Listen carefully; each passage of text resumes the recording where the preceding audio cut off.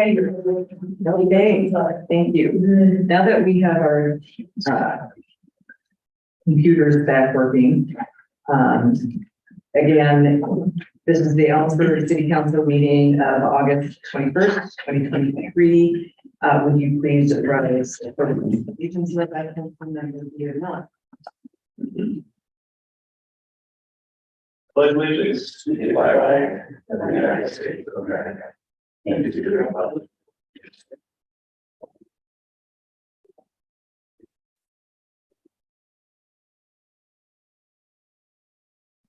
You. Will the clerk please take the roll? Botham here. Elliott. Here. Goodluck. Here. Lilquist. Here. David Miller. Here. Monica Miller. Here. Wynn. Here. Thank you. We have a proclamation this evening for International Overdose Awareness Day. And Pam is here to read. With the lectern. And introduce yourself, please, because I forgot your last name. That's okay. Hi, my name is Pam Tuggle Miles, and I am with Community Health of Central Washington. And I'm here representing a planning committee for Overdose Awareness Day. So this is a proclamation recognizing International Overdose Awareness Day, which is August 31st, 2023. Whereas the city of Ellensburg does affirm and acknowledge the harm and hardship caused by drug overdose. And whereas we recognize the purpose of International Overdose Awareness Day as remembering loved ones lost to overdose and ending the stigma of drug-related deaths. And whereas we resolve to play our part in reducing the toll of overdose in our community, which claimed the lives of nearly 2,500 Washington State residents in the year 2022, with countless more affected forever. And whereas we recognize from July 2022 through June 2023, Kittitas County EMS have responded to over 150 substance use related calls. And whereas we recognize that from July 2022 through June 2023, Kittitas County has lost 7 individuals to overdose. And whereas we affirm that the people affected by overdose are our sons and daughters, our mothers and fathers, our brothers and sisters, and deserving of our love, compassion, and support. And whereas more people die from overdoses than from gun violence and vehicle accidents combined. And whereas death from overdose is preventable. And whereas there continue to be deaths from stimulant use, and whereas overdoses continue to increase both medical and other economic costs, greatly impacting our society. And whereas substance use disorder is a treatable disease, and the stigma and shame often are a barrier to seeking help. Now, therefore, the city of Ellensburg does hereby proclaim August 31st, 2023 as International Overdose Awareness Day, which will be honored with an event on the day at Mountain View Park from 10 a.m. to 1 p.m.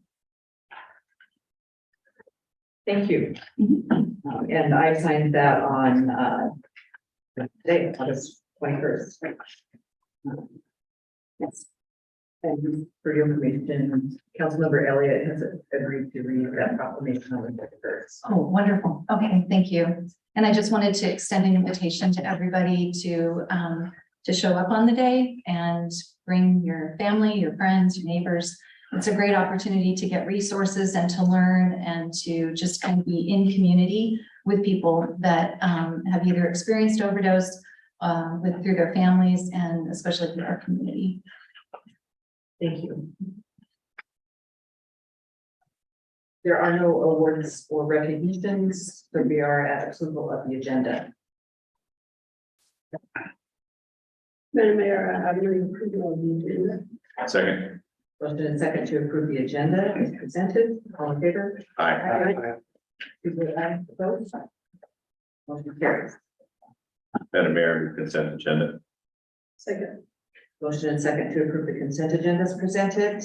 All in favor? Opposed? Motion carries. We are at petitions, protests, and communications, page 58. This is a resolution to provide enforcement of the Ellensburg Rodeo's Double Cross Ordinance.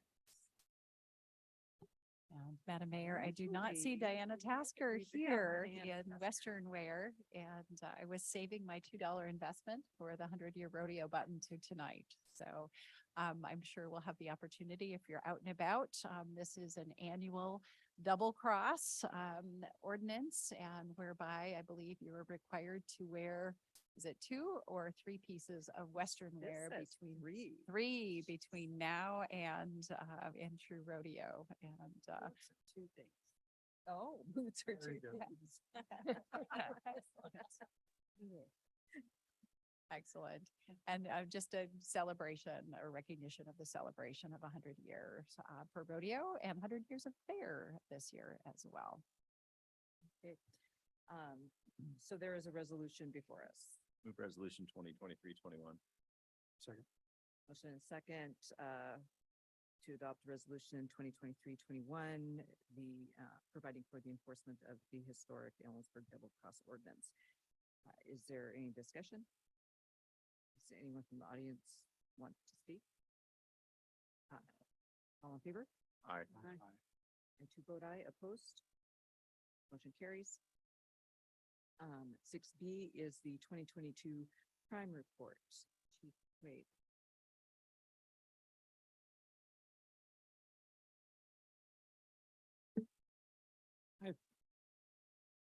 Sure, Drew took care of me. Sign of strength, ask for help. Hold that. IT stuff.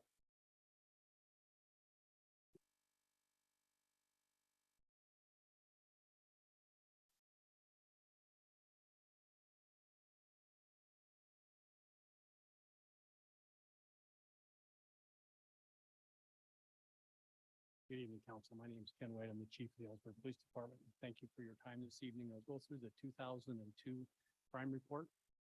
This is a look back as to last year.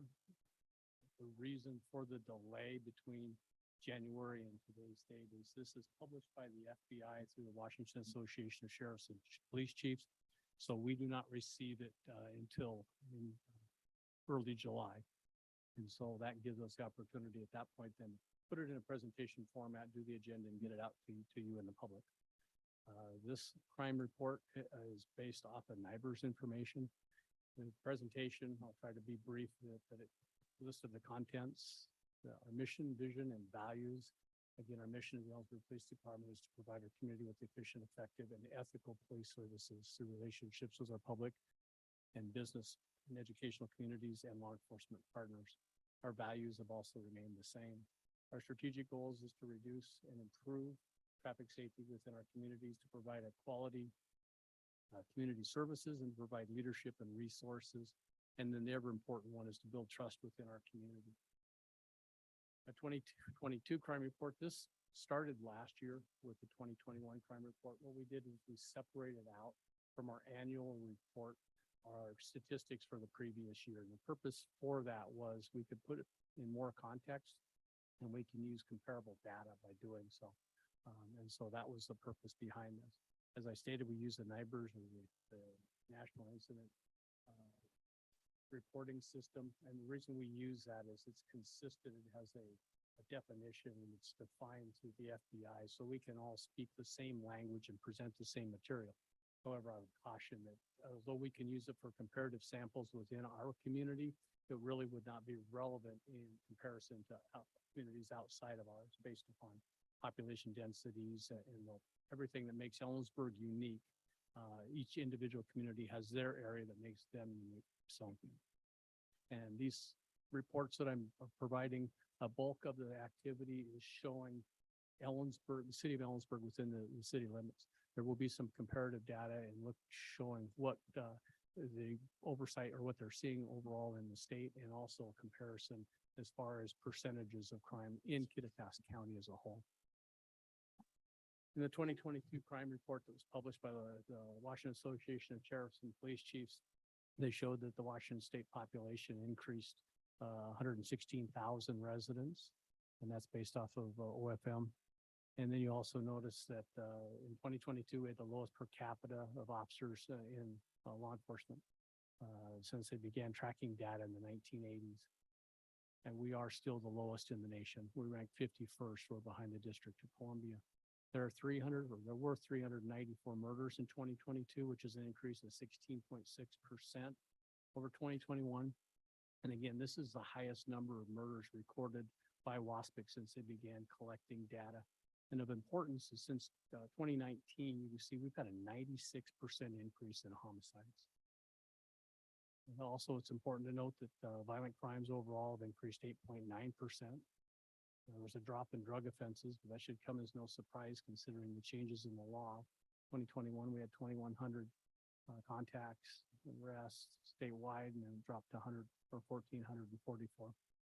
This will change in next year's report as the laws have changed, and beginning last week, we now have some additional enforcement capabilities in the area of drugs. There were a total of 544 hate crimes incidents reported, which is a decrease of 8% over 2021.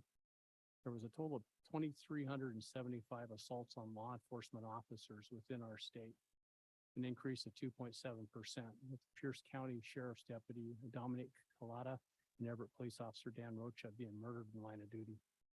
And also the motor vehicle thefts increased 34% over 2022, which was a record year. Looking at Ellensburg at a glance, OFM reports that we have approximately 20,940 people. Our numbers have not changed as far as commissioned officers, the ratio of officers. You'll see the total commission of 1 to 1.48. That's including everybody from our newest officer that hasn't been through the academy to me. And very few calls are handled by me. Most calls are handled by patrol. And in that we have basically a one officer to 1,000, which is very low. Last year we handled 17,143 calls, which is a 5% increase over 2021. Each patrol officer averaged 857 calls. That's a substantial amount of work. NIBRS reported 1,500 NIBRS crimes, which was down 2% from the previous year. And we made 727 NIBRS related arrests, 100 more than we did the previous year. Concerning crime categories for us, order violations are up 90% for 30% total. Aggravated assaults, although they remain the same, still are substantially higher than we've had in the past. This past year, we experienced 9 robberies, which is going back in records 10 years. It's the highest number we've ever had. And then that was in part, we had a serial robbery case that we were working. We were able to locate the individual after he committed a robbery at a local grocery store and take him into custody and subsequently charge and convict him on all those robberies. You see fraud is up 63%, motor vehicle theft, although it remained the same from the previous year, it's 40, that's a lot. Destruction of property was increased 12%. One of the concerning ones is domestic violence. Domestic crimes were up almost 10%. Some areas where we saw improvement was stolen property dropped 30%. Thefts were down 16%, liquor violations 9%, and then burglaries were down 18%. And also happy to report that our crime rate decreased to 71.6, which is one of the second lowest crime rate we've had over the last year. This slide represents a comparative of the last 5 years, and this is basically what you'll see in a NIBRS report that's provided to us. You'll see where, although it shows 2 murders, those were 2 additional manslaughters, so that portion of it is inaccurate. We've confirmed with NIBRS, with the FBI, and they will make the correction in future years. As you go down through there, you'll see that there's still a lot of work for us to do, but we're making progress. You take a look at the assaults, the sexual assaults, those numbers are still too high. In this slide, it shows the 2018 to 2022, the WASPIC report FTEs, it shows down at the bottom. What that represents is each year WASPIC sends out a survey asking us how many officers we have employed and actually out working. And so our vacancies fluctuate, and what we may have an officer for a half a year and then they retire, that's counted as a full year. And as you'll see, our crime rate has dropped down, with 2018 being the highest number. Mental health impacts. mental health referrals. And mental health referral is when we get a phone, or a call for a check welfare or for a suspicious or any other call where we have interaction with the person and the officer believes through their training and experience that the person needs some mental health services. And as you can see, that unfortunately continues to go up, and you'll find that next year's numbers will probably far exceed where we were at last year. Suicidal calls, increasing, but not to the same that we've seen with mental health. Suicide attempts. The difference between a suicide call and a suicide attempt is oftentimes we will get a call where they're saying, my friend's going to kill himself because they went through A, B, or C. When officers get there, there's really nothing to support that, maybe other than just a statement. When you're talking about suicide attempts, these are efforts where a person has actually attempted in some manner through planning and through acquisition of a gun or drugs or whatever the means going to be. And so that's a very important for us, one that we watch closely. And as you can see, that number continues to go down, although post 2020, it has gone up some. This year's numbers, we're probably going to be about in the same ballpark. And suicide deaths, this is the most important one. I mean, mental health has problems, but you know, the worst part of the mental health portion of it, you can't get healthy from a suicide death. And so these are ones that we really focus on. We pay close attention to them, and we study the mannerism, the mechanisms, and the demographics of who's that's impacting. Our enforcement data by comparison shows that compared to 2021, we're basically 24, 25% over that in almost every area. You see a 24% increase in our total criminal contacts, and just right on down the board. Where you'll see the increases is in the unsheltered, we're up to 61%, and then the mental health. And these are criminal contacts. These aren't referrals. These are where officers take people into custody or issue some type of criminal enforcement, and that's up 115%. Taking a look at the comparative samples, you'll see that although our numbers went up substantially, individuals, we are basically 100 more people, individual people arrested. And you'll notice there's a difference between a criminal enforcement and the number of criminals. We have people that are arrested multiple times for multiple violations. You take a look going down, you'll see where in 2021, we had 103 repeat offenders. Last year, we had 150. And right on down the board. You know, when you figure in 2021, 16% of the criminal element or criminal individuals accounted for 37% of the crimes. However, last year, 21% accounted for almost 44% of all of the crimes. So you're seeing a lot of criminal activity from a smaller group of people. It's also interesting to see that our average age is 31. You know, it's kind of disheartening to see our youngest last year was 11 years old. The oldest is 83. 83 both years, wasn't the same person. And then you will see juvenile offenders dropped. Central students increased, and that's not uncommon considering 2020, they hardly had any students here in the community. And so that increase doesn't raise any concerns for me.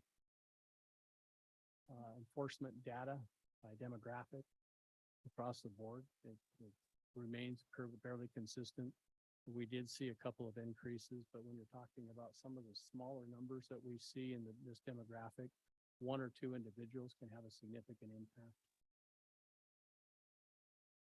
When I talked about the repeat offenders, first of all, looking at where they're coming from. And when you look at and this is also at the time of the offense, the time that they're being contacted and arrested or cited, is that fluctuates. We'll have people moving from Clallam to Ellensburg and from Ellensburg to Clallam. You know, Yakima has a large influence in our community. And so from looking at this, you can show 24 people who were living in Clallam. 62 of our offenders were from King County, 66 from Yakima County, 13 Grant County. We had 22 people that were arrested from out of state. Our top 15 offenders were responsible for 115 criminal citation arrests. 2 people had 12 arrests. One with 11, one with 10, and then so on. So you can see how looking at the individual people versus the total number of crimes, it takes a lot of research to keep up with that. Our hate crime reports, again, the definition of a hate crime. This is the statewide definition, and there were no hate crimes to report in 2022. This is a reminder of the jurisdictions and responsibilities. The Ellensburg Police Department, because we have the higher population density and business, we see a significant more crime that occurs here. But our primary focus is crime reduction, public safety, code enforcement, and animal control. The university police, of course, are responsible for working at the university for student safety, crime reduction, parking and facilities. Sheriff's Department, more time in the search and rescue, civil responsibilities, jail operations, and courthouse. So you see, it's kind of varied. Take a look at the total arrests. So keeping that in mind, since 2018 through 2022, we played a significant role in the number of crimes that have occurred. We also play a significant role in the number of arrests that are made. And so you'll find in total offenses this past year, we did drop down to 1,500, which is good. It accounts for basically 61% of all NIBRS reported crimes for Kittitas County occurred in the city limits. And then if you look over at the Part A and Part B arrests totals, again, we had the most significant numbers, and this time it was 78% of all of the arrests. Well, if we have 60% of the crimes, we have 78% of all of the arrests. It shows you just how hard the officers are working out there. You'll see some of the jurisdictions like Kittitas PD, they haven't reported, and they haven't reported for a while. Our countywide data, if you look at it in a graph, this is what that represents. Total offenses have remained kind of consistent going back since 2013. And then if you take a look at the A and B arrest totals, you'll see that those drop off. And then I highlight again at the bottom, 61% of all reported crimes are occurring in Ellensburg. Our partnerships haven't changed. We continue our partnership with our state, local, and federal partners, first responding agencies, mental health organizations, substance abuse organizations, the homeless and basic needs organizations, the school districts, health departments, central, and so on. And in the future, you can expect from the police department, we'll continue our work towards being data-driven and focusing on the crimes and the criminals. We're providing victim-centered services. We continue to support and assist mental health and substance abuse and homeless groups. We're looking at improved efficiencies and services and increased community engagement. This is an example of a project that I did, taking a look at some different strategies for policing. And I took 2022's information or data at the end of the year and I analyzed it. And again, I'm not a trained analyst. I've learned what I know about this from 35 years of experience. But I took a look at our highest call volume locations, identified a couple of businesses in an apartment complex. Then once I had that information, I looked into what types of calls we were seeing at that complex. And what I saw, one of the things I thought would provide the best impact was dealing with noise ordinance violations and noise complaints that we received. And those are usually social gatherings where drugs and alcohol are involved, and then they escalate into other crimes. My response was simply to take a look at the data. And then I sent a letter to the apartment manager where I highlighted what the statistics were, what we were seeing at their facility. I explained to them what the ordinance was and the fiscal impacts that ordinance would have, and asked for their cooperation, and offered our services to work with them towards reducing those calls. And that was the extent of it. There was no increased enforcement. There was no additional action taken. I just wanted to see what pointing out a crime problem would do. I went back and took a look at this in July, early July, just before while I'm preparing this, and what I found was I sent the letter on January 3rd. We've seen, since then, we'd seen a 14% reduction in total calls at that facility. And we saw a 61% reduction in noise complaints for that first 6 months. I would call that a success, but then if I look at December's 2021 or 2022, you'll see that they were down to 12 there. And so in my research, then looking at 2023 to see what type of impact it had, there was 8 noise complaints by February 3rd when I sent the letter. Since then, we'd only received 3 additional noise complaints. And this considered precision policing, and it's a policing model that's being utilized in several parts of the nation. And it focuses on using data. It is a reiteration several times or version several times forward from the old CompStat deal or model where you're using accurate data and responding to that. And then demographic tracking. The current management systems that we have, primarily Spillman, does not provide us with a lot of tools in order to take a look at the daily activity and the demographics of people we're coming in contact with in our community. So we were signed a contract with Community Connect, which is a service provider. It provides a cloud-based fee service where it tracks field entries. And from that, you can see that the screenshot of the analytical tool that they provide to us. This is just a small section of it. They came out with the analytics in April, and then we started working with them in June. We have been kind of a beta tester for them early on when it was just gathering data, but it didn't actually have the analytical component that it does have now. This is also a product that's being rolled out in Colorado and several other states, and we've been reached out to by Washington Association of Sheriffs and Police Chiefs and by the vendor to ask for us to provide our input. It's something we're going to continue with.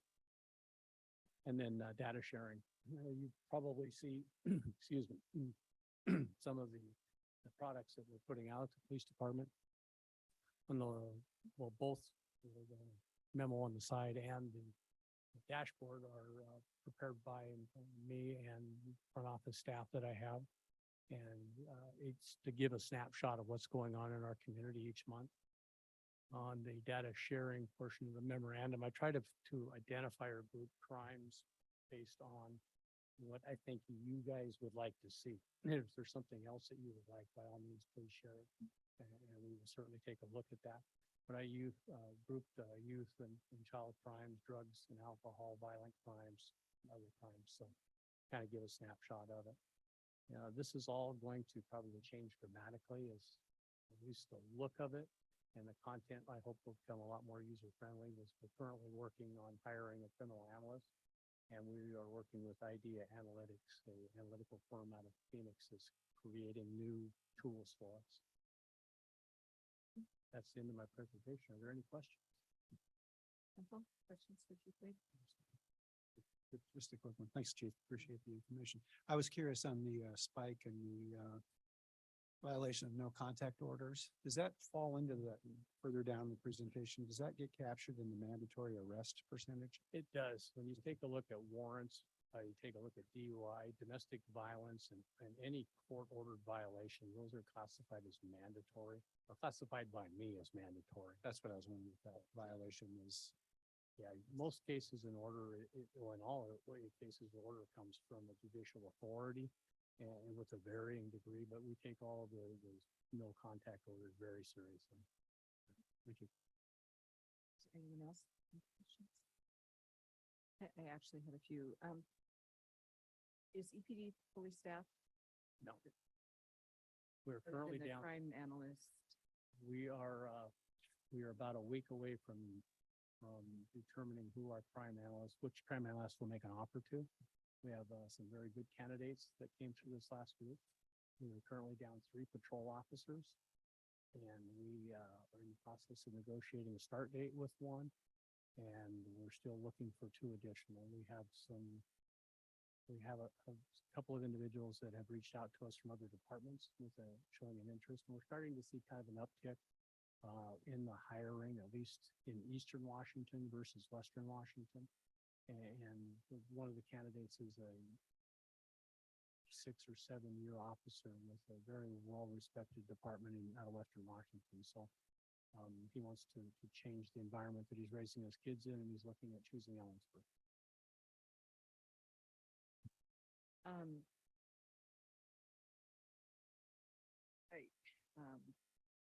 The report is mixed. There's some ups and downs. I just wanted to ask what you were most proud of this year and what crimes you're most concerned about. I can tell you last year, what I'm proud about most is last year, we kind of came to the end of the COVID impacts into law enforcement from the standpoint that a lot of the restrictions were lifted, and that created a lot of additional work because now things for warrants, people could be arrested again, and so the officers were having to deal with those things. And plus, I'm very proud of the officers. They have had an awful lot of work, and so as far as crimes that I'm most proud of, I was very happy to see what we've seen in the reduction in car prowls and in burglaries. Those carry victims, and so seeing those crimes reduced means that I have fewer victims in the community. There's some things that are still challenging, and they're challenging last year, and they continue into this year with the special attention we're paying on domestic violence and domestic related crimes. And we're still all kind of waiting to see what the impacts of the changes in the drug laws, what types of impacts those are going to have, not only with the police department, but throughout city government. Those are no longer felony level crimes. Those are now going to be gross misdemeanor crimes. And so the prosecution and the incarceration will fall on the city. So that's what we're holding our breath on right now. And so there's been some increased money for mental health with the county and substance abuse settlement money potentially. Have those made any difference yet? I would say not yet, but I think that from what I'm aware of, they're focused in the right areas. When you're looking at the mental health stuff there, it's not a police matter. We get drug into it though, because we're the first point of contact for people in crisis. And so as a police department, I don't see where we need the money to help us with the problem, but there's certainly a need for bed space. There's certainly a need for those services that provide direct support to those people in crisis and their family. So, substance abuse, we're seeing an uptick. 2022, we did pretty good. Our controlled substance homicide deaths were down, but unfortunately, they're going up, and they're going up pretty dramatically. We're seeing methamphetamine overdoses again. We didn't see that last year. And one of the things that it's important to note is that although we had fewer deaths, what we're learning through our detectives and through people we're contacting in the community, it's not because we're lacking in people that are overdosing. It's because of the good work with the health department getting naloxone and some of these other products out there, and individuals that are actually now using in groups and having a designated person to provide that. We know of, I can think off the top of my head, 5 people that would have died had they not had somebody there to revive them. And that's not changing. And just one more, I'm hearing from other jurisdictions that shoplifting is a big problem. It is. And how it impacts us here locally versus what you see statewide. At the statewide level, you're hearing them talk about the commercial thefts where a group of individuals will go in and steal a bunch of stuff and then leave and then turn around and sell that or trade that for drugs or money or other thing. That's not what you're seeing in the smaller jurisdictions. what we experience is, and we still see 3 or 4 organized groups a year that travel through this without any question. Every year, I can guarantee you, we will arrest a group out of California that is traveling the I-5, the I-90 corridor, doing scams or frauds. And last year was a gentleman, or actually 3 gentlemen out of Seattle and 2 out of Los Angeles that were stealing truck tires off of using bogus phone or bogus credit cards, and then stopping and picking them up, loading them in a U-Haul and taking them off before they realized that it didn't pass. We see those things routinely every year, and the local community usually picks up on it, notifies us, and we're able to intervene in it. We still see people trying to call in prescriptions at our local pharmacies around here and saying that they'll come pick them up. The pharmacies are great about letting us know about the fraudulent stuff, and we've made several arrests in that.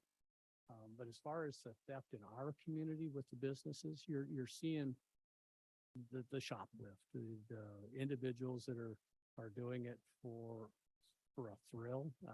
Some of them that are doing it because, you know, they just don't want to pay. And we've had people say, well, the line was too long. I would have paid for it, but the line was too long. And so, I mean, there's only so much hand-holding, I guess, what people could do. But we also ran a couple of stings moving into the holiday season. Not really a sting, but we took our anti-crimes detectives and we put them into the different stores that get hit quite regularly with unmarked units out in the parking lot. And we were able to interdict several people as they were leaving.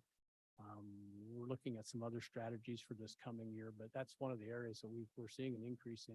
We're continuing to plan how to respond to it. And I'm absolutely amazed at some of the stuff that's getting stolen. I mean, the number one thing I think is makeup.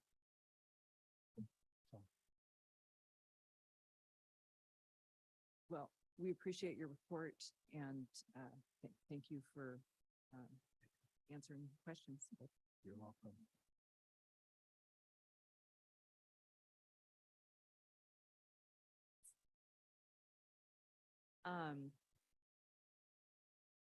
We are at item 7. This is citizen comment on non-agenda issues. So it would be a time for anyone who would like to address the council for a period of 3 minutes to speak to us, and just be aware, no electioneering, and please don't engage in conduct that disrupts or disturbs the meeting. Teresa Clute is signed up. Hi, first of all, I was at home trying to Zoom this meeting. I don't know if you can even see who's out there in Zoom land watching from your screen, but I called some other people and they are not able to hear your microphones. When the people come up here, I'm assuming right now they can hear me really well. And so I had somebody run back through past meetings that are posted on YouTube, and all of this month's meetings did not show up in recordings. We can't hear your voices. And when we were at home, we couldn't, so I zoomed right down there. And so that I could remind the council and a council member who is going to bring forward a request again this year to read the official proclamation for Constitution and Citizenship Day again. The person, Christopher Hobbs, who I think is going to read that, is back from his long vacation and catching up on his sleep. So I told his wife that I would come down here and just put out a reminder and let you know that I think that would be at the next meeting. So it would be nice to get a heads up on that. So that, I mean, I'm available and he's available. And I guess that's about it. Thank you. Thank you. And we are aware of that request for that proclamation. Is there anyone else who would like to speak to the council? Is there anyone zooming in who would like to speak to the council?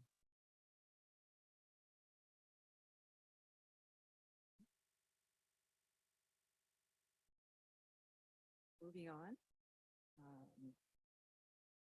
Item 8A is the Transit Development Plan and 2022 Annual Report. This is a legislative hearing. So the purpose of this hearing is for the City Council to consider adoption of the city's 2023 to 2028 Transit Development Plan and 2022 Annual Report. The public hearing is now open.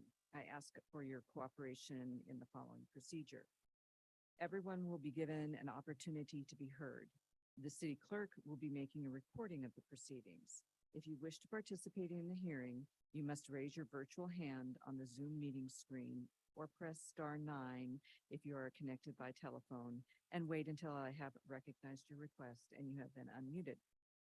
You should then begin by stating your name and address and indicate whether or not you are speaking for yourself individually or as a spokesperson for a certain group or both. Speak slowly and clearly. Only one person will be allowed to speak at a time.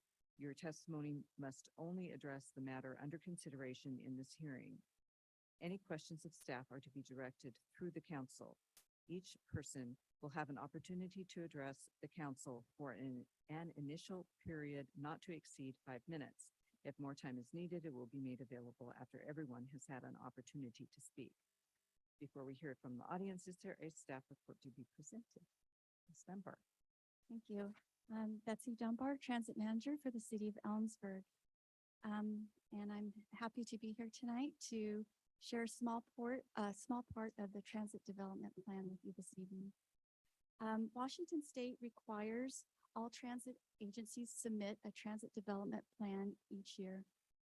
The state has a checklist of required items, and I'm happy to report that our plan includes all the required elements. Just a side note, the capital operating expenses and revenues are estimates and are subject to change. So Central Transit offers the following services. Fixed route. We have 5 routes that operate daily. We have 12A, 12B, 13 and 14 that operate in a north and south direction, and routes 15 and 16 that operate in the direction of west to east. Our ADA on-demand paratransit service operates daily as well, and riders have to qualify for the service. The qualifications are that they must have some type of a disability that precludes them from being able to access the fixed route service. Our Cabulance service is a 24/7 non-emergency medical transportation service, and all these services are within the city limits of Ellensburg, operate daily, and are fare-free.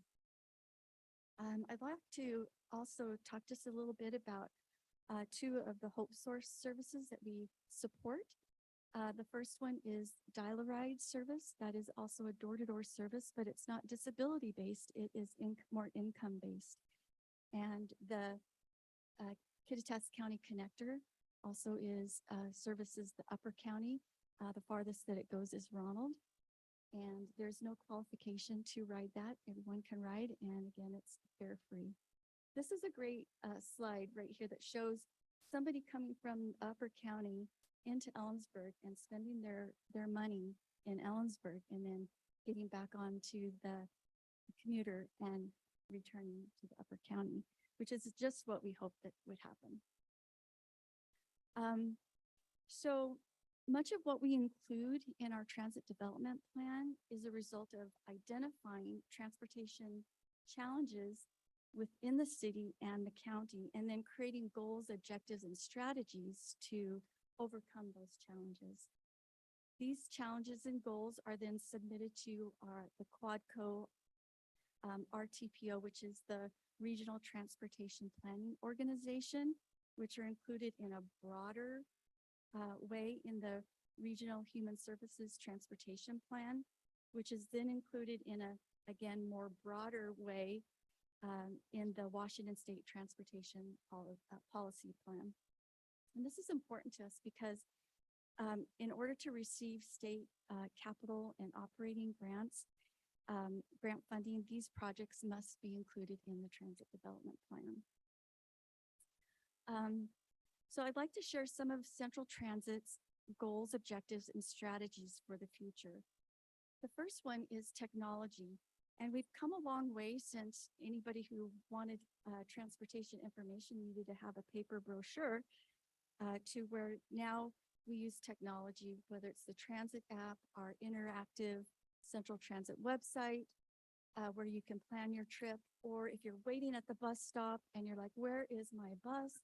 You can text or talk the bus stop number to the number on the bus stop sign and get real-time prediction of when your bus will arrive. Just a month or so ago, we also added Here We Go map app. And it's very much like the transit app, and it's free to download. And all of our Central Transit information is on there as well. Currently, we are exchanging our the trackers on our bus to 5G trackers. Truly, one of our main focuses is the reliability and on-time performance of our routes to improve the passenger experience. We've also added to our, what I call our Central Transit Technology Platform. The first three we talked about last year, and I'll just quickly review those. Live operations allows us to monitor operations in real time from anywhere. GPS playback allows us to replay any moment in time. Great for when we have an incident or accident to review. And then on-time performance measures the number of minutes behind or ahead of schedule the bus is. It's really kind of the bus report card. The new ones we got at the end of last year, the run times compares actual run times against scheduled run times. So it's kind of a report card as well. And it also gives suggested run times compared to the actual performance run times. And so we can take those and hopefully they match together. But if they get off a little bit, then we can course correct. And so it's been a really great tool. Rider alerts allows Central Transit to publish service alerts, detours in real time or planned ahead of time. And that connects to the transit app, Google Maps, the Central Transit website, and our Twitter account. An update on our brochures and maps that we currently have. We have more accurate run times, additional time stops, which was requested by our riders, and those brochures should be ready by the end of the month. Other improvements include bus stop amenities. Our newest bus shelter artwork is at the library and has especially children so excited to sit in the Dr. Seuss bus shelter. And we have artwork in the bus shelter, at the circle will be installed hopefully by the end of the year. Accessibility and safety is another high priority. This is an example of a bus stop landing that wasn't ADA accessible, and then what it turned into. And we'll have 4 additional landing pads installed hopefully by the end of this year. Just an update on Gateway 1 project. We will have 2 new bus shelters with pullouts and a lighted crosswalk. Other priorities are bus stop seating. This is an example of the type of bus stop seating that WashDOT would like to see us have, or agencies have, and it's really attached to the bus stop sign. And of course, more additional lighting, especially at bus stops where it's dark. Other improvements include accessibility and equality for vulnerable populations. This is a map of the transportation disadvantaged, and you can see in the orange area that it's around the Capitol Chestnut area. And so Within PTAC, we are creating a subcommittee to study and work together to see how we can better serve our disadvantaged and vulnerable populations. Okay, so this one is another goal that we want to improve our transit connections with other modes of transportation, and our big wish list is a transit hub. This is our zero emissions transition plan. We received the grant in the end of 2022, and we received it at the end of May this year. We're not going to go over this in any detail because next city council meeting, I shall be back and present on this. But I just wanted to let you know that we do have it. So our central transit marketing plan, we do a lot of direct and indirect marketing. This is some of the ads that we will have here shortly. In the Observer, we have the Welcome CWU students. The Daily Record will remind readers to ride Central Transit to the Ellensburg Rodeo and Fair. And then we have the bottom one in the Kittitas County Visitors Guide. Some direct marketing include, well, we'll have a Central Transit bus in the Labor Day Parade, and I'll be at the Bite of the Berg and all of the Central Washington University student meets. So those are coming up really quick. So in the Transit Development Plan, you will see the 2022 ridership stats, and due to time, we're not going to review those, although I did want to share the post-COVID recovery information.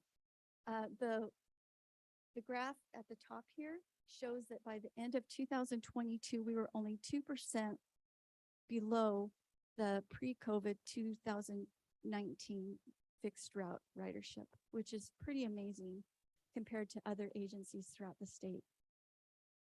The bottom one is just a little bit of a sneak peek of our ridership this year.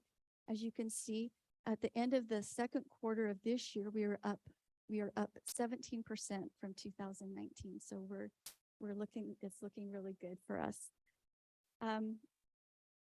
With that said, we know that the real story is in the lives of our riders and what Central Transit means to them.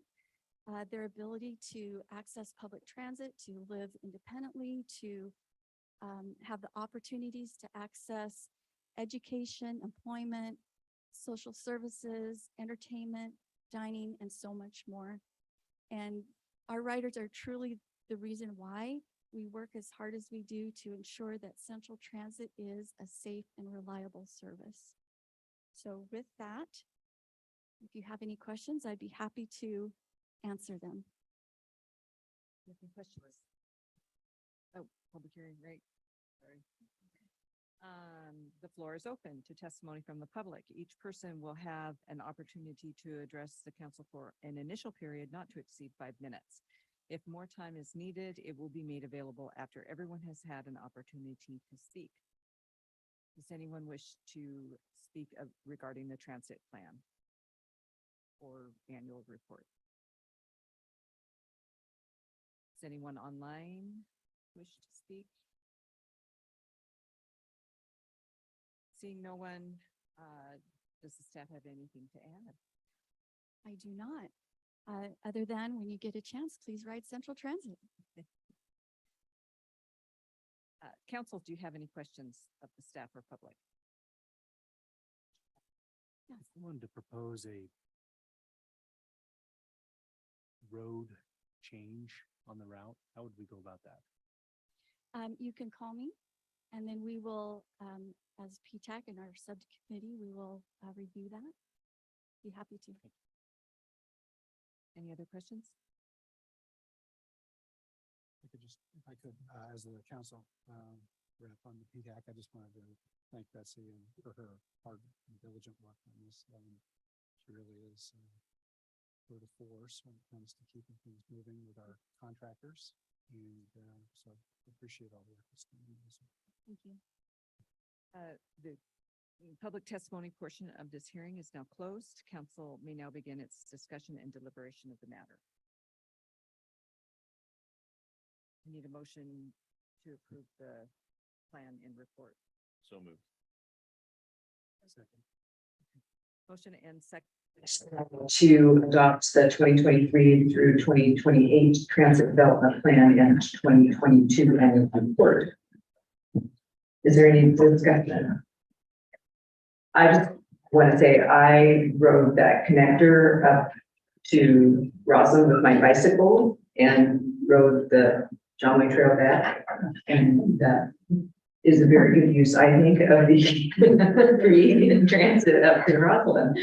And actually, you can go all the way to Ronald and ride down. So, all in favor of the motion? All right. I too vote aye. Opposed? Motion carried. Thank you. We are at item 9A.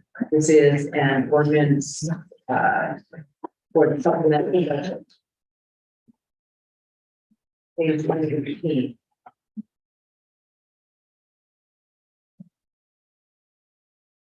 Good evening, Mayor Willis and Council. My name is Lori Lampier. I'm from the city's finance department. And I'm here to speak on the budget ordinance. The ordinance before you this evening amends the 2023-2024 biennial budget to reflect changes in the operational requirements and adjustments to capital project plans approved through prior council action, along with other modifications to the biennial budget. For those of you who are following along in the agenda report, figures for each item by fund can be found in Table 1, beginning on page 120. Since the prior final budget was adopted, several items have been approved by City Council that require a supplemental budget adjustment in order to be implemented. The anticipated budget impacts are presented as part of the city's standard agenda reports that accompany the initial request. The proposed ordinance will officially authorize expenditures in support of those previously approved projects and program changes.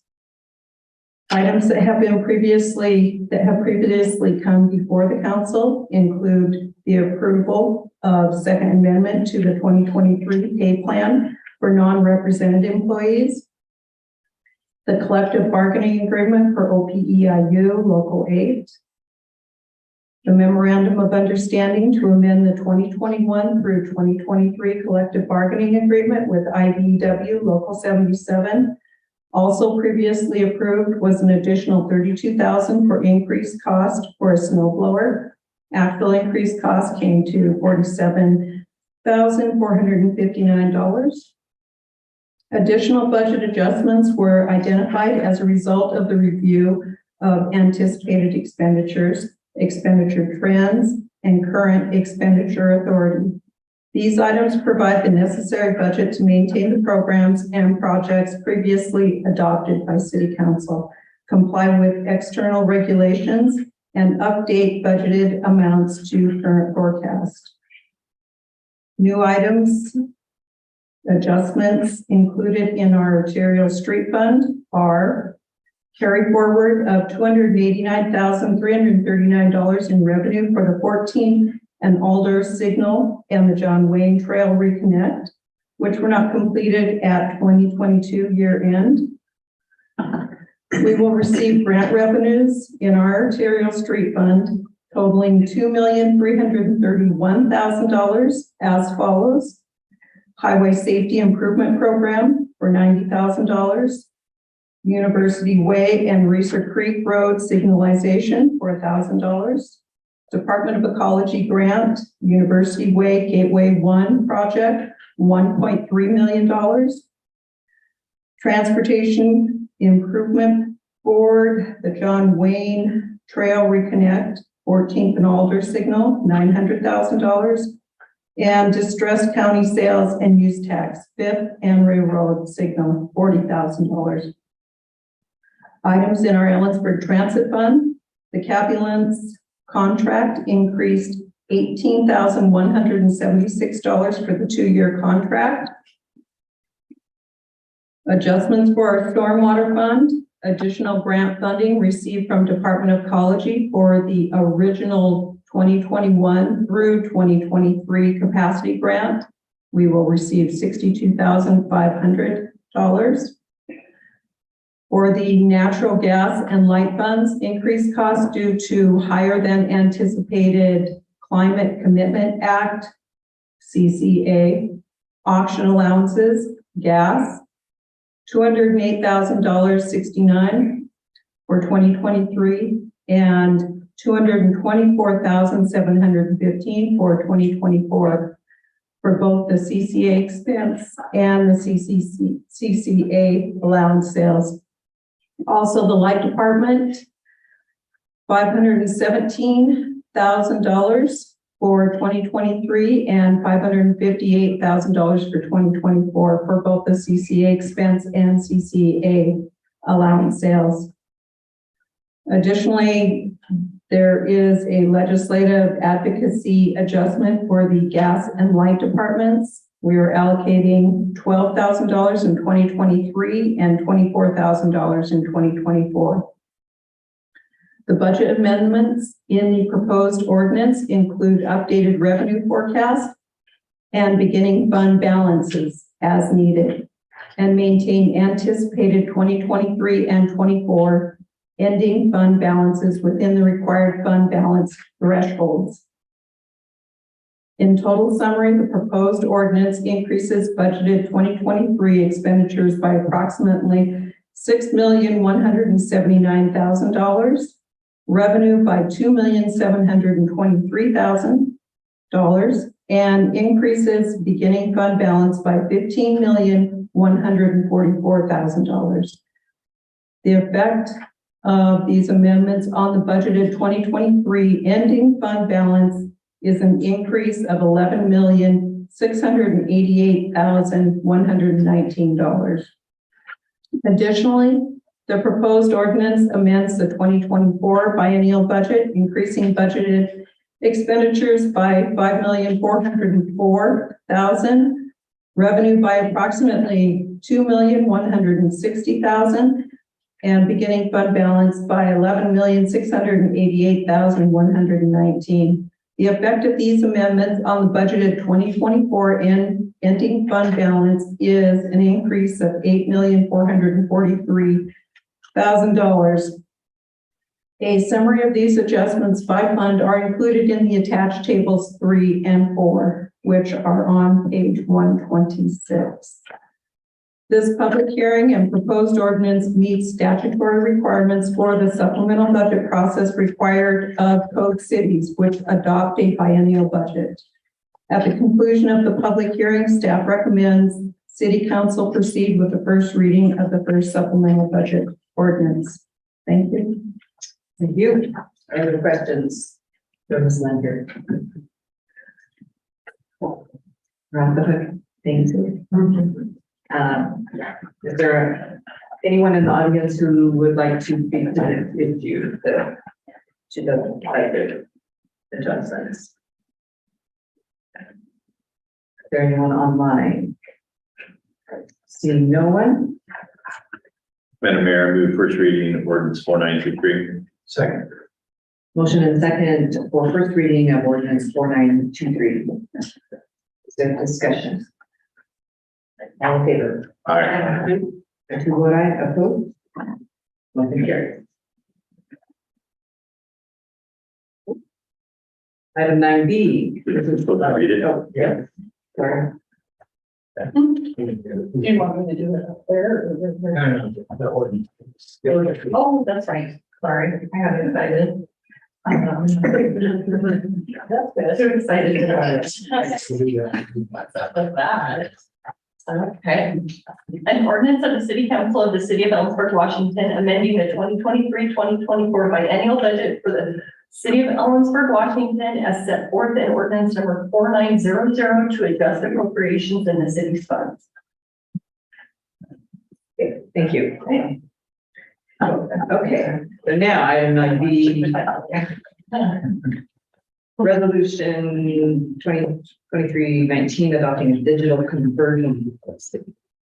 Okay, Mayor and This is what Council. you're excited for. I know, I am. Beth Leader, City Clerk, and tonight I'm here to present a resolution to authorize the city manager to establish a policy which is included as Exhibit 1 to the resolution for digital conversion of the City of Ellensburg's public records. Washington Administrative Code regulates the preservation of electronic public records, and the Revised Code of Washington regulates retention and disposition of records. The city does not currently have a policy defining procedures for digital conversion of paper records. But with the help of an existing policy from the city of Richland, Ellensburg city staff revised the policy specific to Ellensburg that will allow staff to digitize records and follow the retention and destruction schedules as currently done with paper records. Access to records by the public and better searchability of the information will be an added benefit to this new procedure. With adoption of the policy, staff will work together to develop a process for the policy's implementation and determine a central location for all files to be saved and accessible. So if you have any questions, I'm happy to help. Are there questions for Ms. Leader?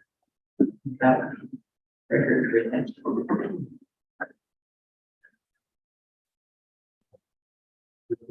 I'm tempted to ask, since we haven't had a policy, if we had various applications of digital record keeping in the past? We currently scan documents, usually as a PDF. Our contracts and agreements, all of the ordinances and resolutions I have in files as PDFs. So we do some, scanning of documentation, and then when we archive, I'll usually scan stuff, if I think that it'll be accessed by us, and then archive it. So I kind of figured we had something. yes, yeah, we do a minimal, but this will allow us to digitize a lot of records that we do have paper, and then treat them with the according retention and destruction schedules. So maybe I missed it, but are you gonna go back in years to paper records? Well, items that have been archived, those are at state archives, but paper records that we have in storage, it would be ideal to scan those, digitize them. But, according to time and availability, but that would be, that would be the That best. sounds like a big job. That is a good job, but yeah, there's tech tools, state archives offers grants that will, digitize records. I've been looking into that. And that would be an ideal way of doing it, but all availability.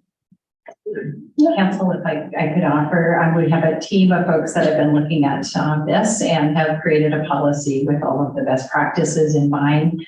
And if you recall, if you haven't been on a tour of our facilities, we still have lots of boxes of paper records. In fact, we have some buildings of paper records that really need to be evaluated. And it's an opportunity to actually retain those records, but do it in a digital format and clear up some space, well-needed space in some of our facilities. So we're pretty excited about this policy moving forward.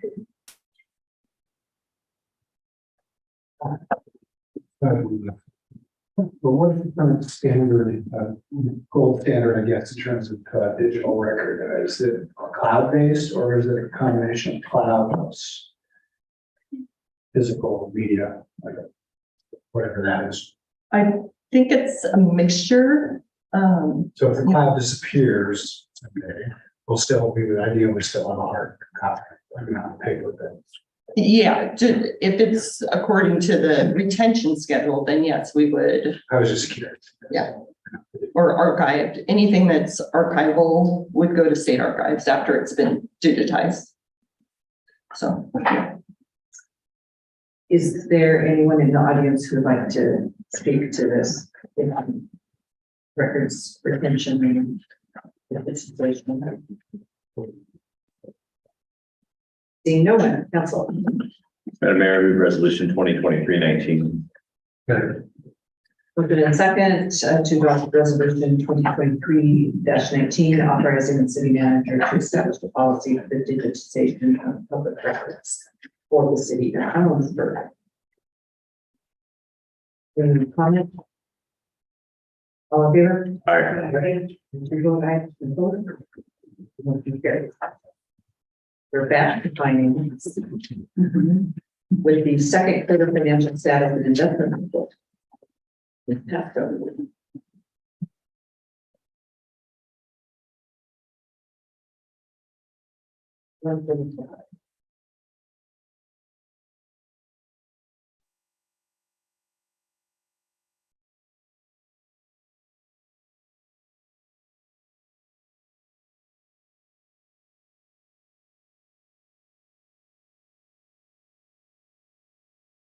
Good evening, Council, Madam Mayor, Jerica Pasco, Finance Director for the City of Ellensburg. Beginning on page 148 of your agenda report are the 2023 second quarter financial status and investment reports for the period ending June 30th of 2023. The 2023 quarterly reports were presented to the Finance Committee at the August 2nd, 2023 meeting.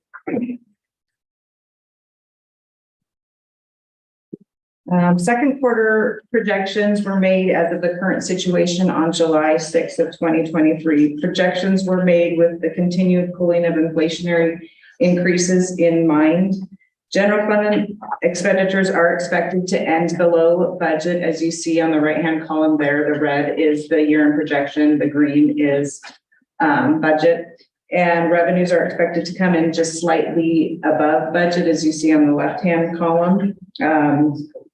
Budgeted expenditures reflect all adjustments that were taken to council for approval prior to December of 2022. So that means the supplemental numbers that you just heard previously in the council meeting are not included in these projections or in these budgeted numbers.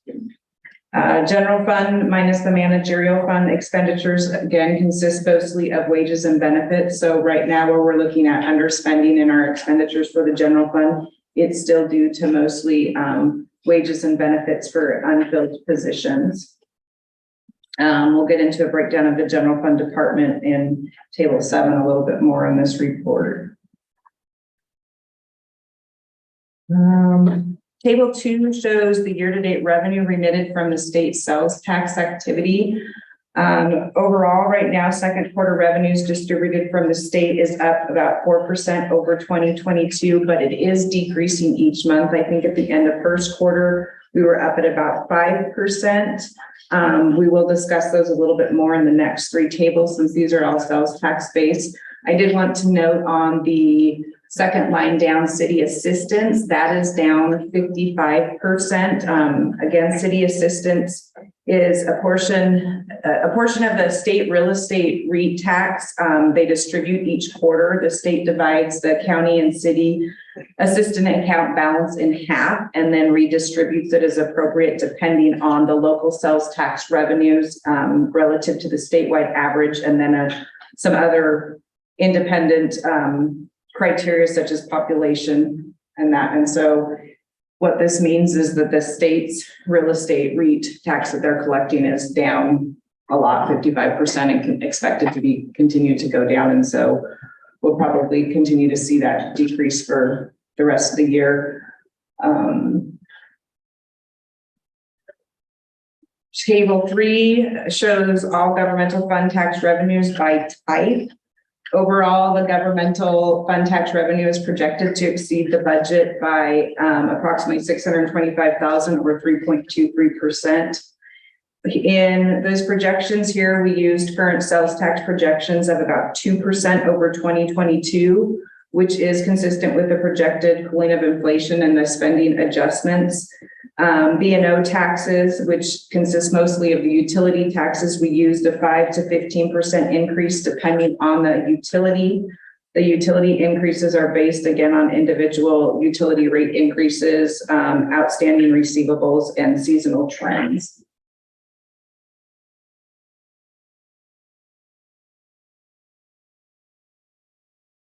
Table 4 breaks down the difference of budgeted less projected by tax purpose. Overall, the sales tax is projected to come in and around 4.7% or $500,000 over budget.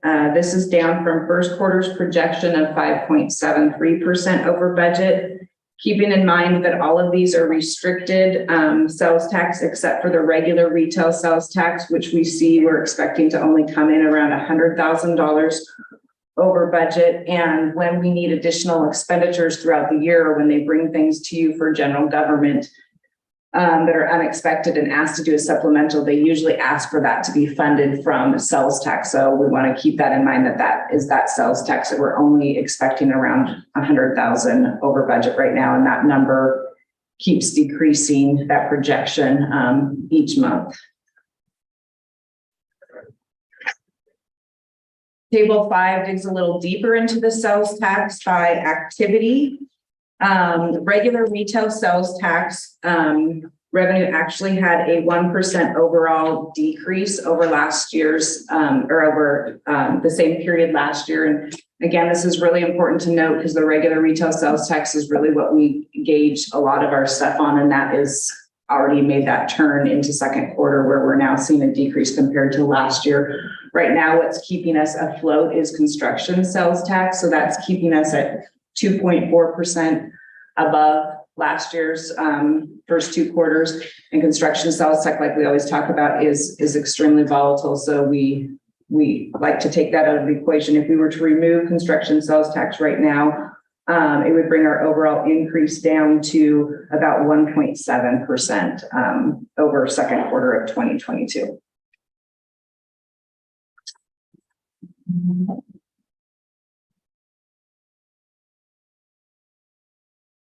And I should mention that those revenues for sales tax were based on sales from November through April. So again, we have that 2-month lag for when it's reported to the state and actually back to us. And so we're still seeing, as these numbers come in, I'm seeing further decreases in the next quarter. Table 6 is the year-to-date utility tax activity. Overall, we see an increase over last year of about 11.36%, but I think I spoke about this last quarter that this number is a little bit misleading because a significant amount of our increase is for our city-owned utility taxes. And a lot of that is due to collections from last year of first and second quarter that couldn't be collected. And since we're cash basis, we don't account for that revenue until it's actually received, and then the utility is taxed on that revenue when received. So in addition to that, we've seen significant gas price increases that are continuing to contribute to the large increase in the utility tax collections for natural gas there. Table 7 is the overall revenues and expenditures of budgeted versus the projected for the general fund. And this again does not include the managerial funds of the general fund. We're expected in the general fund to exceed budget for the tax revenue by around $324,000. And this is due to those utility tax budgets and licenses and permits. We're expected to collect around $16,000 more than budgeted. That's due to current building permits. The other significant one is under the miscellaneous revenue line. We're expected to be over budget in the general fund by around $380,000. And right now that is due to interest that we've received on our investments for general fund money. So overall, we're looking at around $581,000 over budget in revenue. And again, we budgeted really conservatively for revenue and expenditures, and you will see next quarter a little bit of a difference in change when we add these supplemental numbers. Overall, for expenditures, we're expected to come in around 1.7 million under budget, which is good because that would bring us in at about even at year end between what general fund brings in and what general fund spends, or with an excess of revenue over expenditures by about 370,000. We're looking at underspending in each of the departments in the general fund right now, again, due to unfilled positions and labor, except for the non-departmental and economic development. Economic development wasn't budgeted, so that will be included with the supplemental. And then there's just a few large non-departmental expenditures that are also included in the supplemental budget. So that's right, why right now those look like they're going to go over budget. Table 8 is our debt activities, and we really have no change for debt activities much. There was no new debt in second quarter. We do bake interest only payments on all of our bonds in June, except for the stormwater bond and the public safety building bond. We made 2 really small principal payments, but the majority of the principal on those bonds are paid in November. The citywide report on the next page shows that the city brought in approximately 6.5 million more than it spent in 2023 year to date. However, 4.29 million of the excess revenue over expenses from the utilities and internal service funds. The general fund, which including the managerial funds that you see in blue, actually saw a net loss of around 415,000. However, a lot of that loss is due to the debt funds. The sales tax reserve fund is part of the general fund managerial funds, and we make payments from the sales tax funds to the debt funds at the beginning of the year to pay those debt payments that I just talked about, that we will pay the majority of principal in November. So then we can jump to our investment report, and I think you have one on your dais here. It looks like it got uploaded, it cut part of that off. So as of the end of second quarter, the city had around 82.67 million invested in outside investments. 61 million of that was in the LGIP at the end of the quarter. The LGIP is still holding up for the local government investment pool, which I always talk about is really liquid. At the end of first quarter, the investment rate for LGIP was around 5.2%, which is, again, a lot higher than we can get from our outside investments because the yield curve is still inverted. So those short-term yields or those short-term investments are yielding higher than the long-term, but we're still continuing to invest as our long-term investments mature. We're reinvesting those. However, we didn't have any mature in second quarter until the very end of June. So I have not reinvested those, but we're still trying to reinvest those in 1 to 5 year maturities, so that when interest rates drop or the yield curve turns back around, we're not stuck with no longer term investments and no interest in the future. So for second quarter of 2023, we earned around 800,000 of interest. And so far for the year of 2023, for the first half, we've earned around 1.6 million in interest with our investments. And that's it. So staff recommends council adopt the second quarter 2023 financial status and investment reports as presented. And I'm here to answer any questions. Are there questions for Ms. Messer?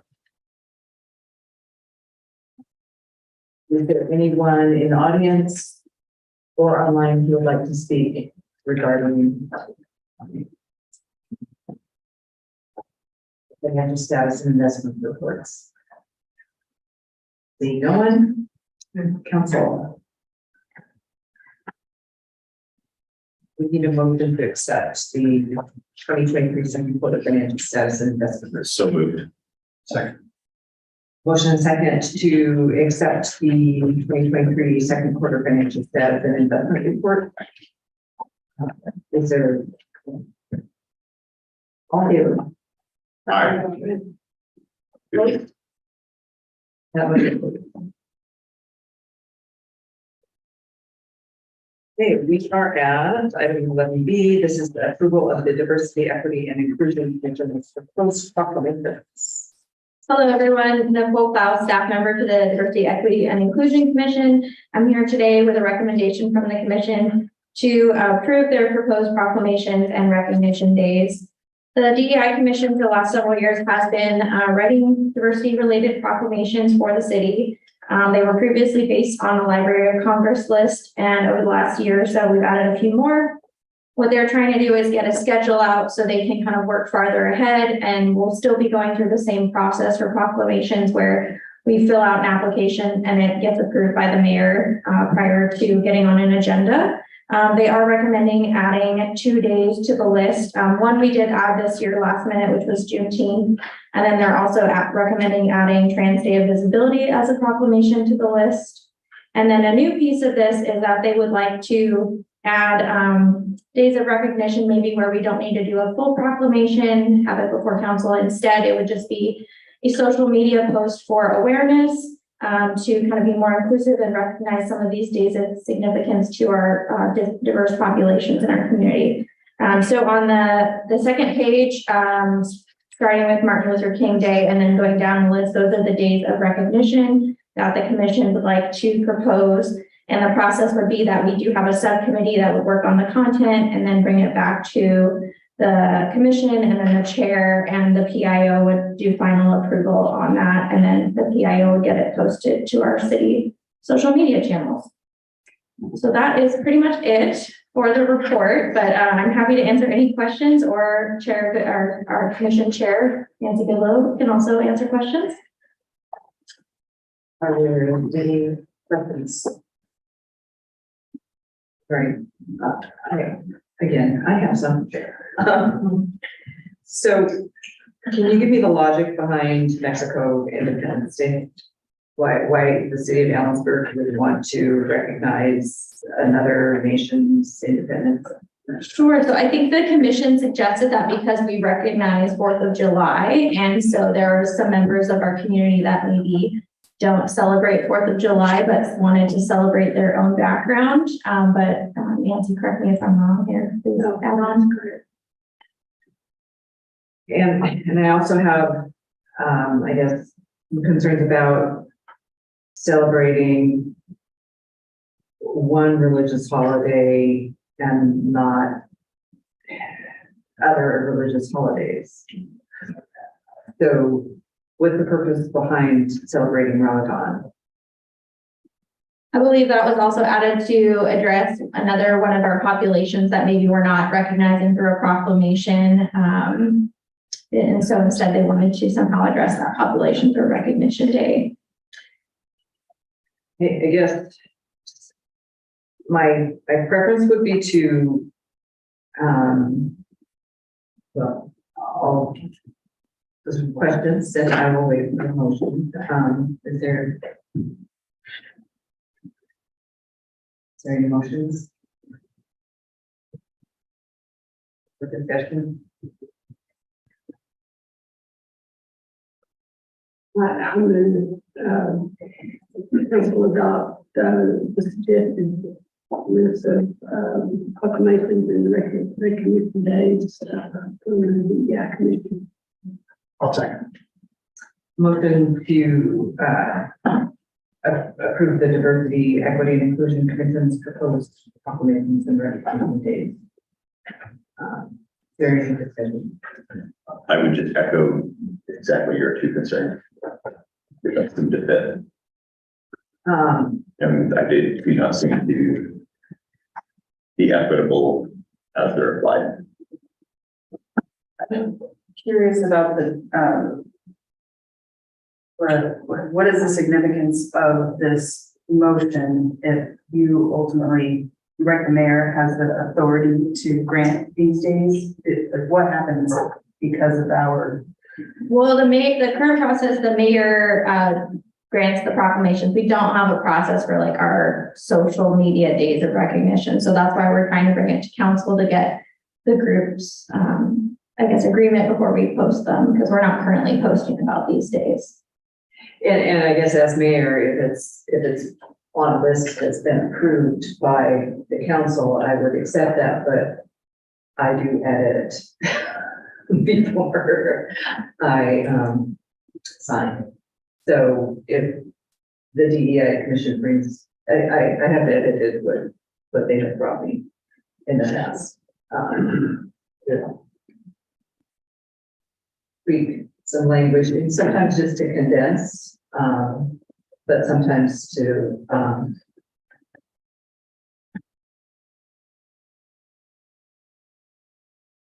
things appear more controversial to me. I saw that. Okay, so this gives staff authority to post these days on social media and Yes. gives you some possible but not given endorsement. Well, endorsement of celebrating or doing proclamations for these heritage months or whatever, but not the precise language. I still have discretion about the language.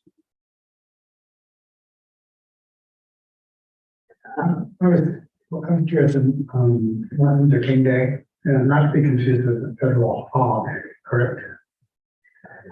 I think that that is what they were going to recognize. Yes, we don't currently have like a proclamation for that. So they wanted to do a social media post about it. I think in the past, we've just said, you know, city facilities are closed on this day. Okay, I guess that would be similar to Juneteenth, which. Yes. Yeah. I guess I would suggest that my preference would be to find a heritage, some other heritage month thing to, rather than Ramadan, to recognize that community and celebrate that particular community. And we have a proclamation for Hispanic Latinx Heritage Month. So, so I would omit Mexico Independence Day. I just don't think it's appropriate for a city to I mean, we're not celebrating July 4th either, but I mean, I don't see that on the list. So,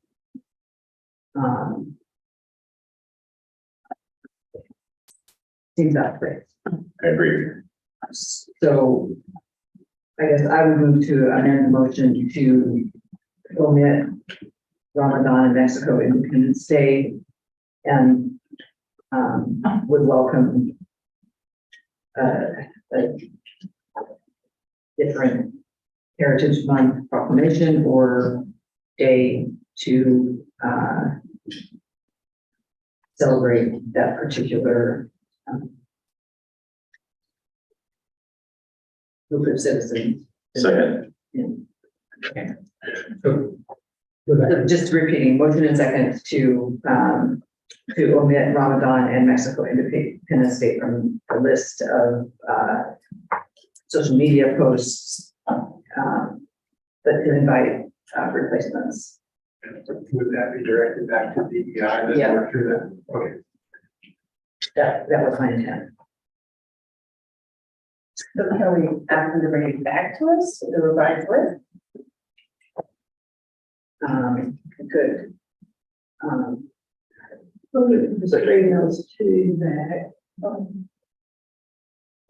If we can find a way to do that. Councilmember Goodloe, you need to speak up around here. Oh, sorry.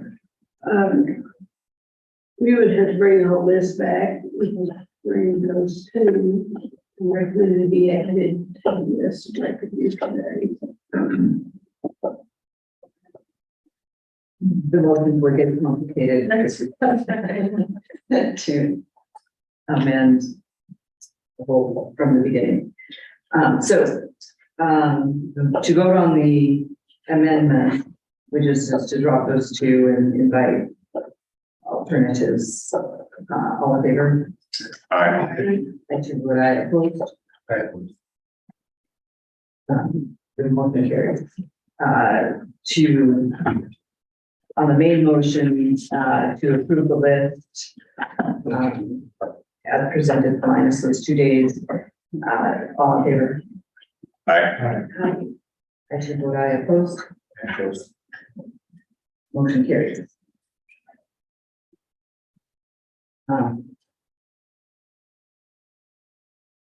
So, yeah, the list can be amended as we move forward. Thank you. Thank you. Our next item is Community Development's Long Range Planning Work Program. Good evening, Mayor and Council. I will introduce this item and then our Community Development Director, Dan Carlson, will take over. From time to time, as the staff are approached, Council will bring up items that they would like to explore policy changes on when it comes to long-range planning.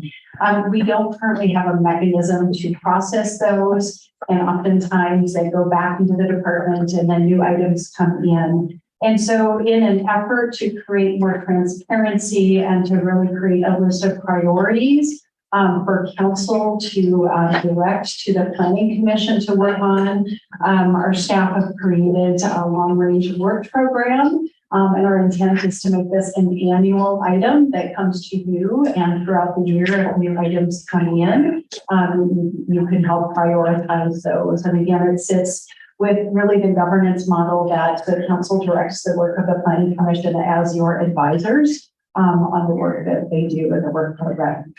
So with that, I will just offer our Director Carlson. Thank you, Heidi.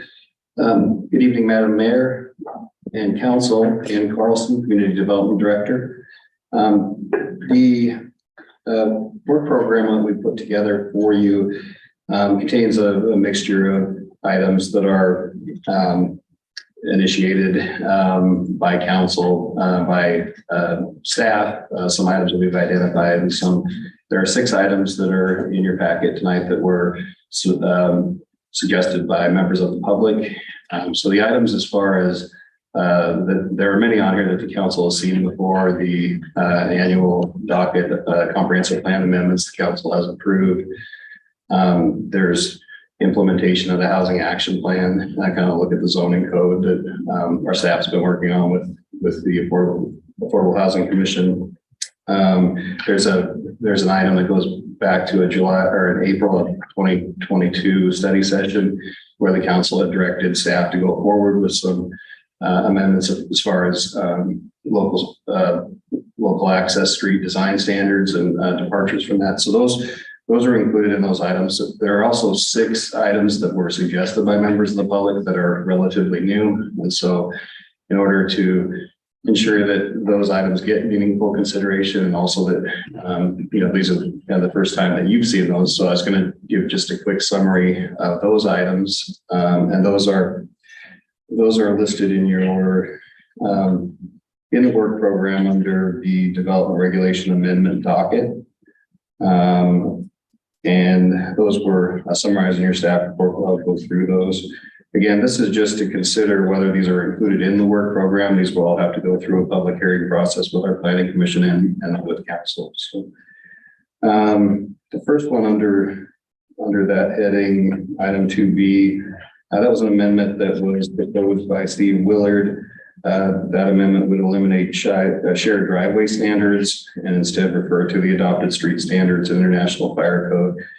Currently, the code, the land development code, has a separate section for standards for shared driveways, where it allows up to 5 properties to be accessed by it as long as it's not wider than 15 feet or longer than 400 feet. So this would just eliminate that standard and refer to the adopted street standards and International Fire Code. And because it would provide that consistency, staff is recommending approval or recommending that item be included in this work program. Item 2C is a proposed amendment that was submitted by Steve Willard. This would eliminate the 1-year expiration for short plats in Ellensburg City Code and go back to the 5-year expiration, which is in state law. And this would allow for consistency with state law. So staff is recommending that item be included in the work program. Item 2E. This is an amendment that was submitted by Susan Savage.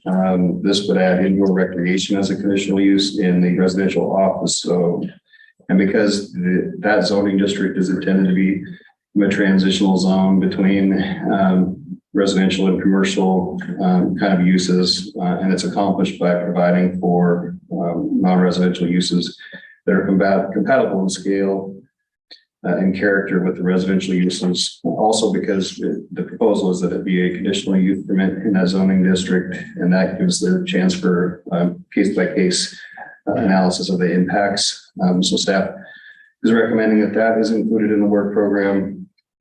And then there was an amendment that was submitted by Susan Ritter as far as sidewalk cafes or sidewalk cafe permits.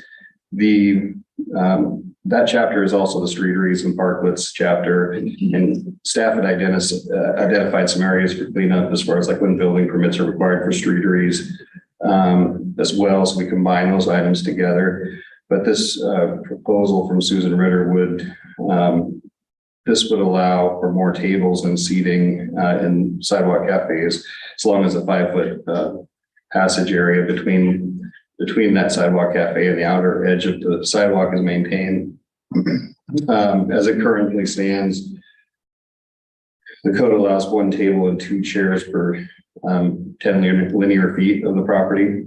And what this proposal would do is propose up to 4 chairs per table and up to double of the tables allowed, as long as that 5-foot passage area is maintained. And so for those reasons, staff isn't recommending that be included in the work program as well. There were 2 amendments that were submitted by Steve Willard that we are not recommended for inclusion, and those are listed at the bottom of your table. And 1A, this was a proposed amendment that would establish Kittitas County as the administrator of residential applications within the airport overlay zone. And I think the concern here had to do with the density that's allowed in that inside turning or inner turning zone with the airport overlay, and that it wasn't enough to support the city services. But because this, the way that this amendment was written, it would give away that approval authority to Kittitas County. So staff is recommending that that's not included at this time. And then the other amendment had to do with including a requirement that the hearing examiner consider community development or public works departures when considering applications. And that's one that staff didn't feel was necessary because the hearing examiner already considers staff recommendations, including departures. So with that, that's kind of a summary of those citizen initiated items. The staff report in the work program has a description of all of those other items that staff recommends the council approve the 2023 Community Development Long Range Planning Work Program. Any questions?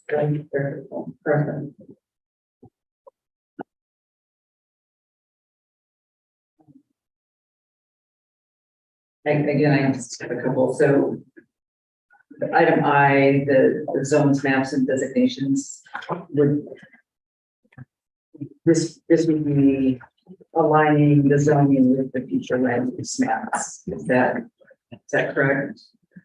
Yeah, so the way the code now, it has descriptions of where certain zoning districts are appropriate, and it has kind of more descriptions for some zones than others, and we, as a part of the comprehensive plan amendments, have this zoning, the land use conversion table. It's a part of that, and this would just clean up the code so that it's consistent with that new conversion table. I think that's really important. Yeah. Just say again.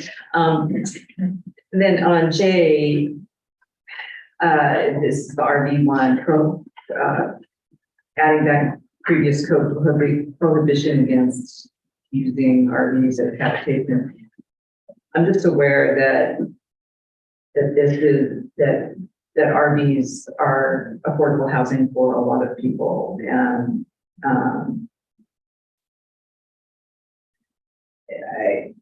I guess I would hesitate to to prohibit them in certain locations. I would prohibit them on city streets, parking for residents. But, I just, as you move forward with that, I hope that you consider the ramifications of just prohibiting them for people who don't have housing, and that is their own housing. And then one more is the airport overlay zone issue. Something that we should consider solving with something other than handing it over to Kittitas County. Is it a problem that needs to be solved? I think that that's something that's worth looking at in terms of the density versus the services and whether it will support that. It's just, in this case, it was the way that the amendment was written and given that authority away. And it didn't really describe kind of what that issue is, but it may be something that's worth looking into from that perspective. Or maybe future years or something. This is like a lot. So I did not get a sense of priorities from this. I mean, all happening all at once and soon. Right. So this is the idea here was to give you a list of everything we're working on for the remainder of 2023. And these are all, a lot of these are items that we've got queued up to come just after the comprehensive plan amendments, the development regulation amendments. There'll be some things I think that will carry over into next year. But the idea would be that at the beginning of every year, we come to you with this work program for that approval. And then we can, I think then we can prioritize those sort of things. It'll be something that just won't make it because of the amount of time that we have, but it'll stay on the list for when there is time. Okay. Yeah. And you're not asking council to prioritize any of those, though? No. Does anyone else have questions? I have a comment, just from my personal background. So on this, the streetery amendment in the sidewalk cafe. So adding the additional seating, so, because some of the places that utilize the sidewalks now serve liquor inside their establishments or beer and wine, which you would have to be some sort of a barrier to be able to do that on the sidewalk. So we just need to keep that in, make sure that, like, for instance, the mule cannot have seats outside of the actual streetery on the sidewalk and serve liquor or anything there, because it's not. So that just needs to kind of be addressed there, that it, depending on what their service is, that they have to have that barrier. Yeah, and the code does contemplate barriers. It actually uses that language when it talks about tables, chairs, and barriers, and that measuring that distance of the safe passage zone to the curb is it's included in that under that sidewalk cafe. Okay. Sarah, you in the audience or online who would like to speak? Seeing no one, council. Move to approve the 2023 community development long-range plan. Second. Motion and second to approve the 2023 community development long-range planning work program. Discussion? All in favor? Aye. If you vote aye, opposed? Motion carries.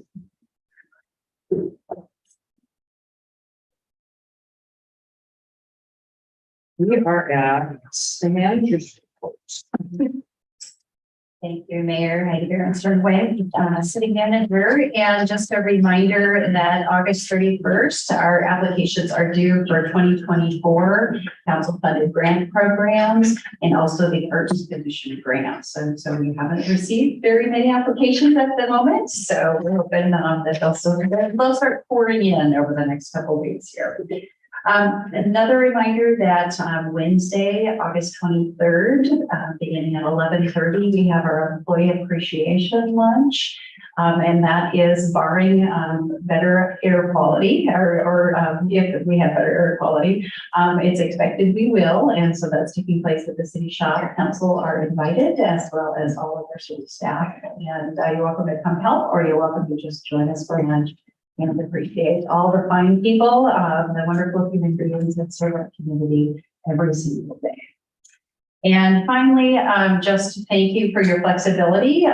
We were happy to be back in this building and for your meeting tonight. Our abatement activities have concluded, and all of our air quality testing and our sampling and our cleaning has been completed. And so just a wonderful appreciation to staff who pivoted very quickly and were able to continue working and delivering services in surprising conditions. So very much appreciate all those. And that is the end of my report. Thank you. And I guess I would echo that from the council, send our appreciation to the staff for their flexibility and professionalism and working through those problems. I don't have anything to report from my commissions or but I did attend the museum's improvement kickoff, and it was fascinating what they're undertaking, what's coming up, and hats off to Sadie, the director, and her crew, because they are going into this debt free. Because they were able to raise all of the money through grants and their partnerships with the community, so that's very good thing. So they got some good stuff coming their way at the museum. And then I was able to take advantage of the virtual training with our police department. It was amazing. So next year when they come back, I encourage everybody to try and do that, because it was really, and the officers are just, the detective that took me through it, just explaining how they do everything was just very enlightening on what they do. So that's all I have. For Elliot. I was gone a week on some work, so I set up using COG. Nancy will believe it, COG, I think. Planning Commission, we did talk about the long range work plan, but also explore some options for how communities tackle affordable housing sort of conceptually. Just a reminder to the community, KitCom is hosting a citizen advisory group. We're still short a few members. The outcome of the citizen advisory group will be a recommendation on how to fund some of the services that are currently funded through state 911 taxes and local fire and EMS agencies. And that model is breaking. So if you're interested, you can contact KitCom for that. And the last week I spent at a conference primarily about wildland fire.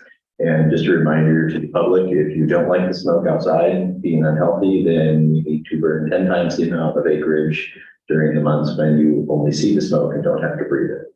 So prescribed fire is a significant portion of the solution, and it is being prevented by liability issues, people complaining about smoke, and an overzealous group at EPA. You're going to have smoke regardless, just under what conditions and what's mixed into the smoke. Sometimes it's cars, people, and houses in wildfires. Yes,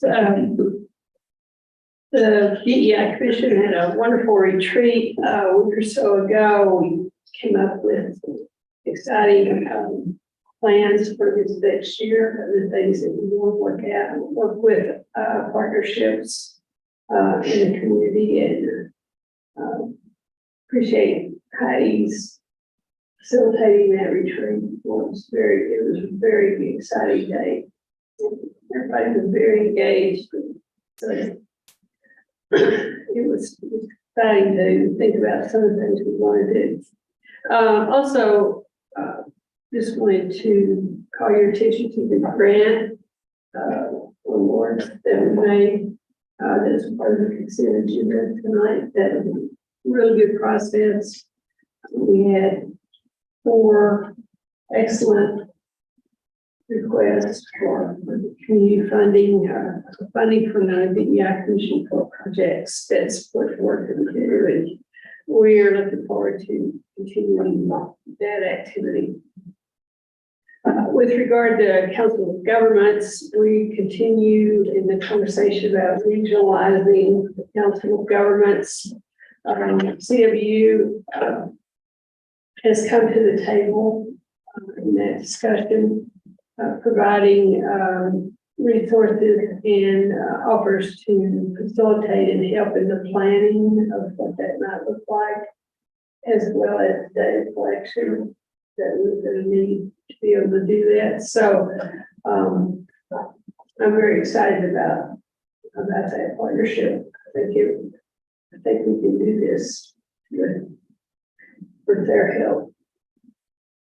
Is that it? Yes. Miller. For me, back last week, the two items on consent and the development plan on district approval, so this was sure. Urban Rec was postponed, but Landmarks and Design that was primarily educational. We got a report on the inventory of the railroad district and talked a lot about the values of preserving the properties there in the railroad district and the potential to expand the boundaries of the district. We also talked about the care needed to maintain our the bricks that majority of our buildings were constructed in downtown Ellensburg. So that was very educational. Actually has something to say this time. We did the law justice meeting. We discussed grants and Pam that was here to read the proclamation was actually appointed the community member at large for our group. I spoke with Commissioner Waxman about the bowling alley because I keep getting asked a lot of questions on how it is almost completely gutted and he is starting to bring stuff back in. Most of the work is being done inside, which is why I'm not seeing anything actually being done. But he is working diligently on getting that back and running for us. On a non-council related trip, I did go to the Moses Lake Temple for a tour. We all got those invitations for it as well. My wife's family is practicing and they are absolutely thrilled that this is what their temple now. If you ever get a chance to do that tour, I highly recommend it. The artwork alone is worth going to see. I think that was our only chance. According to the invitation. I don't know if they might have some still open tours, but I'm not entirely sure. So don't quote me on that. Did have a question. Isn't COP on the Top event this week as well? It's Thursday. I think it starts for anybody that is still listening. I hear there's like a pie in the face, something like that for Chief Wade or something like that might be happening. I'm go that far. Yes, for anybody still listening, and it's still going on. And lastly, we did have the coffee with the council with Mayor Lundquist. We had pretty much the entire time was taking up with one group that had a few concerns that are being addressed by staff. We had a few other people that were just there to chat, another individual just to have a cup of coffee because he wanted a cup of coffee. It was, from the ones that I've done before, it was highly big turnout, considering we had, well, when I did with Nancy Kinlow, I think we had one person showed up the entire 2 hours. Yeah. And they were there for a couple minutes and left. So, yeah, and that's all I've got. I attended the Yakima Basin Fish and Wildlife Recovery Board annual meeting and tour. We got to see the mobile facility that's up on the Block Road that is pretty amazing. If you like to see little fish growing. Went up to Tanaway to see the Habitat Project up there and up to Cleon to see the Hanson Ponds in town. the city of Cleon's wastewater treatment plant is potentially being eroded. The attended the airport advisory committee's meeting. There's progress being made on building a new big base operator at the airport. And on my way back home, stopped by City Hall to see the Brick Road sidewalk open house. There were several people here viewing plans. Copy with council, and I also did the EGD virtual shooter training, and I think I died. I was not shooting quick enough.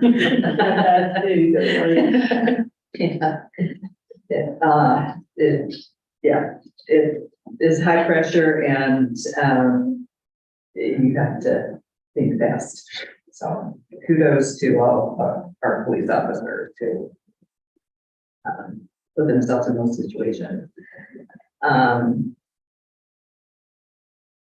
that is it. So with nothing further, we are